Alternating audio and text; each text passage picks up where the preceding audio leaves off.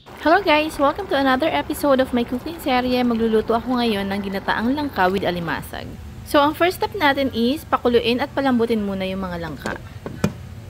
At nung malambot na, nag-ready na ako ng another pan na may mantika. Nagisa ako ng bawang, sibuyas at kamatis. Inantay ko lang na medyo lumambot yung kamatis and then nilagay ko na rin yung langka na pinalambot natin ahead of time. Then, maglalagay ako ng 2 pack ng Coco Mama Fresh Gata at saka 1 cup of water. Then, nag-add na rin ako ng salt and pepper. Pakukuluan ko lang to hanggang sa lumasa na yung salt and pepper sa gata.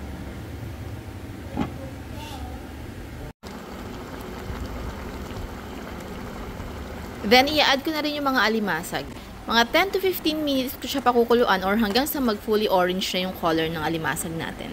O diba guys, kahit simpleng langka lang yan or simpleng gulay lang yan, pwede mo pa rin yung gawing special. Then mag-add rin ako ng green chili and red chili para may konting kick yung gata natin.